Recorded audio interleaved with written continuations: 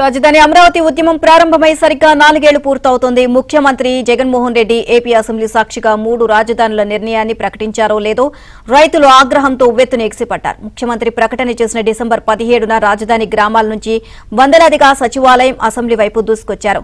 ప్రభుత్వ నిర్ణయాన్ని ప్రతిఘటించి తీరుతామని శపథం చేశారు. నాటి నుండి నేటి వరకు అమరావతి సాధన కోసం ఓవైపు దీక్షా శిబిరాల్లో, మరోవైపు న్యాయస్థానాల్లో పోరాటం కొనసాగిస్తూనే ఉన్నారు.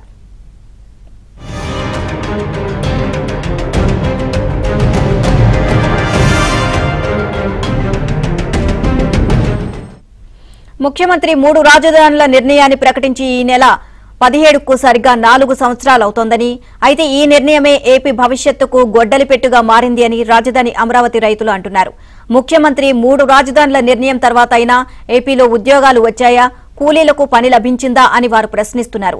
చివరకు తమ అనాలోచిత నిర్ణయంతో దేశవ్యాప్తంగా రాష్ట్రం అవాసుపాలు కావడంతో పాటు 3 రాజధానులు అనే పేరుతో రాష్ట్రాన్ని అధోగతి పాలు చేశారు అని రైతులు మండిపడుతున్నారు.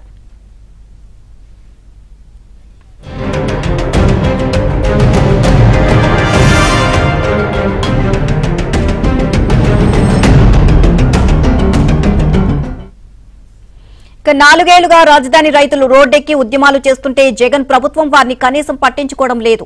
ఇదే పరిస్థితి కొనసాగితే వచ్చే ఎన్నికల్లో సీఎం జగన్ ముందు ఇంటికి, ఆ తర్వాత జైలుకు వెళ్తారు అని రైతులు హెచ్చరిస్తున్నారు. ఇప్పటికే అమరావతి ఆవశ్యకతను 2 మహా పాదయాత్రల ద్వారా రాష్ట్ర ప్రజల దృష్టికి తీసుకువెళ్లనున్నామని రైతులు రానున్న ఎన్నికల్లో ఈ ప్రభుత్వానికి సరైన బుద్ధి చెబుతాము అంటున్నారు.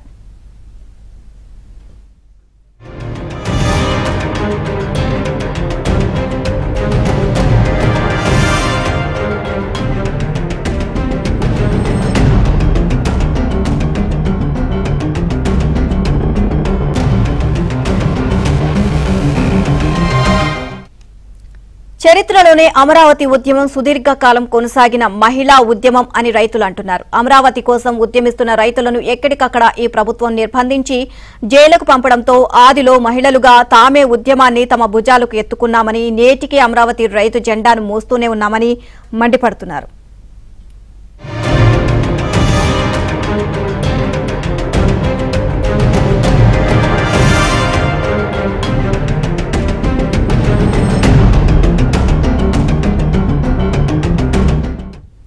ఇదిలా ఉంటే ముఖ్యమంత్రి జగన్మోహన్ రెడ్డి డిసెంబర్ 17, 2019న చేసిన ప్రకటన దేశంలోనే నవ్వుల పాలు అయింది. అటు అమరావతి దెబ్బతినడంతో రాష్ట్రం వైపు ఒక్క పారిశ్రామికవేత్త కూడా చూసే పరిస్థితి లేకుండా పోయింది. రాజధాని అమరావతికి కులం ఆపాదించడం ద్వారా అమరావతి ఉసురు తీయాలని పాలకులు అనుకున్నారు.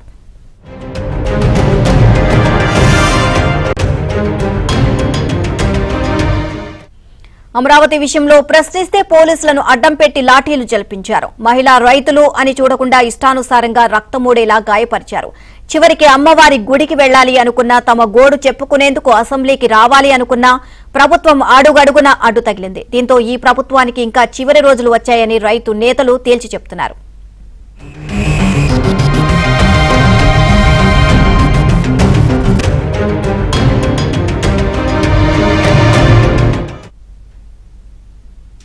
ఇదే అంశానికి సంబంధించి మరిన్ని అప్డేట్స్ మా కరెస్పాండెంట్ సత్యాన్ని అడిగి తెలుసుకుందాం. సత్య, 3 రాజధానులు అంటూ ప్రకటన చేసి సరిగ్గా 4 ఏళ్లు అవుతోంది. సో అమరావతి రైతులు ఏమంటున్నారు?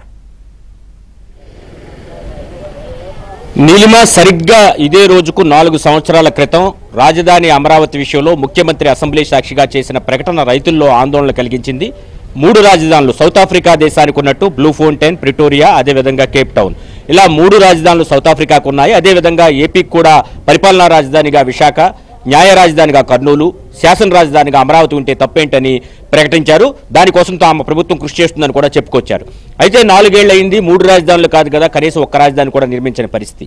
దీంతో రాజధాని అమరావతి రైతులు తీవ్ర ఆగ్రహం వ్యక్తం చేస్తున్నారు.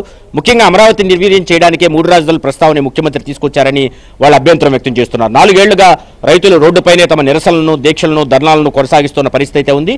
తొలినాళ్లలో రోడ్డుపైనే తమ టెంట్లు వేసుకునే రైతులు నిరసన తెలియజేయగా పోలీసుల ఆంక్షలతో చివరకు దీక్షా శిబిరాల్లో తమ నిరసనలు తెలియజేశారు. అప్పటికే పోలీసులు తీవ్రమైన ఆంక్షలు విధించడంతో కరోనా సమయంలో కూడా ఇళ్ల వద్ద ఉండి ఎవరి ఇళ్ల వద్ద వాళ్ళు అమరావతి ఉద్యమాన్ని తీసుకుని ముందుకు నడిపించిన పరిస్థితి అయితే ఉంది.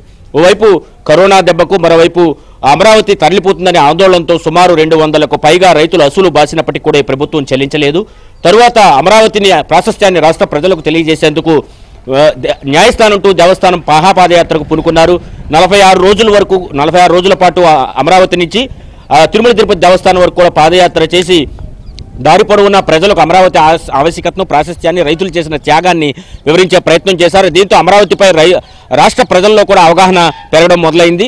మరోవైపు రెండవ మహాపాదయాత్రకు పూనుకున్నప్పుడు ప్రభుత్వమే దాన్ని అడ్డగించి ఆపిన పరిస్థితి అయితే ఉంది. అయితే రైతులు మాత్రం ఒక్కవని దీక్షతో బస్సులో మిగిలిన పాదయాత్రను పూర్తి చేసిన పరిస్థితి అయితే ఉంది.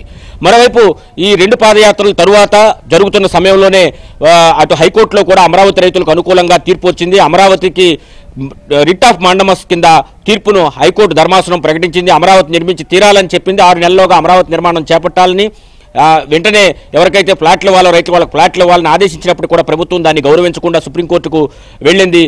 వీలున్నంత డ్రాగ్ ఆన్ చేసే ప్రయత్నం చేస్తుంది. ప్రస్తుతం అమరావతి విషయంలో సుప్రీంకోర్టులో ఇంకా విచారణలో ఉంది. ఈ నెలలో దీనికి సంబంధించి విచారణ కూడా కొనసాగే అవకాశం ఉంది. మరోవైపు రైతులు మాత్రం ఈ అమరావతి నిర్వీర్యం చేసిన ఈ ప్రభుత్వం ఉండడానికి వీల్లేదు, ఎట్టి పరిస్థితుల్లో ఈ ప్రభుత్వాన్ని దించి తీరుతామని చెప్పి రైతులందరూ కూడా ప్రతినబూతున్నారు. ఈరోజు అమరావతి ఉద్యమం ప్రారంభమై 4 ఏళ్లు అయిన నేపథ్యంలో వివిధ కార్యక్రమాలను దీక్షా శిబిరాల్లో నిర్వహిస్తున్నారు. ముఖ్యంగా అమరావతి గీతాలాపంతో పాటు మరొకసారి అందరూ కూడా దీక్షాదక్షులే అమరావతి ఉద్యమాన్ని మరింత ముందుకు తీసుకువెళ్లాలని నిర్ణయం తీసుకున్నట్టుగా తెలుస్తోంది. తొలినాళ్ళలో అమరావతి ఉద్యమంలో మొత్తం రైతులందరూ కూడా పాల్గొన్న సమయంలో వారిపై ఆంక్షలు విధించి కేసులు పెట్టి వాళ్ళందరూ జైలుకు పంపించింది ప్రభుత్వం. దీంతో మహిళలు అమరావతి ఉద్యమాన్ని తమ భుజానికి ఎత్తుకున్నారు. విజయవాడ అమ్మవారి గుడికి వెళ్ళినప్పుడు లాఠీచార్జ్ చేయించి రక్తాలు ఓడేలా రైతులను కొట్టించింది ప్రభుత్వం. తరువాత 2020 జనవరి 20వ తారీఖున అసెంబ్లీ ముట్టడికి పూనుకున్నారు అమరావతి రైతులు. ఆ రోజు కూడా ఆ అసెంబ్లీ గేటును తాకిన ఘనత అమరావతి రైతులకు దక్కుతోంది. గతంలో ఎంఆర్పీఎస్కు మాత్రమే అసెంబ్లీ గేటును తాకగలిగారు ఉద్యమ పేరుతో. తర్వాత అమరావతి రైతులు మాత్రమే అసెంబ్లీ గేటును తాకి తమ ఉద్యమ స్ఫూర్తిని తెలియజేశారు. అమరావతి రైతులు ఏ ఉద్యమం పూనుకున్నప్పటికీ కూడా వారు కనీస వస్తువులు అంటే భోజనం కానీ మంచినీళ్ళు కానీ తెచ్చుకుంటే ఆ మంచినీళ్ళు కింద పారబోసేయించడం, పోలీసులతో భోజనాలపై మట్టి జల్లించడం లాంటి దుశ్చర్యలకు కూడా ప్రభుత్వం పాల్పడిందని చెప్పి రైతులు ఆగ్రహం వ్యక్తం చేస్తున్నారు. కాబట్టి 4 ఏళ్ల అమరావతి ఉద్యమం అనేక ఎత్తు పల్లాలతో కొనసాగినప్పటికీ కూడా ఇకపైన కూడా అమరావతి ఉద్యమం అదే స్ఫూర్తితో కొనసాగిస్తాం. ఈ ప్రభుత్వం గద్దె దిగి కొత్త ప్రభుత్వం వచ్చి అమరావతి నిర్మాణం తిరిగి చేపట్టే వరకు తమ ఉద్యమ స్ఫూర్తి కొనసాగుతుందని అమరావతి రైతులు అదేవిధంగా మహిళలు కూడా చెబుతున్న పరిస్థితి అయితే ఉంది. ఈరోజు ఏదైతే దీక్షా స్థలాలు ఉన్నాయో అక్కడ అమరావతి రైతులు ఈరోజు ఉదయం నుంచి సాయంత్రం వరకు కూడా అమరావతి ఉద్యమ స్ఫూర్తిని తెలియజేసే విధంగా అనేక కార్యక్రమాలు నిర్వహిస్తున్నామని చెబుతున్న పరిస్థితి అయితే కనిపిస్తోంది. Neelima. Right, thank you Satya.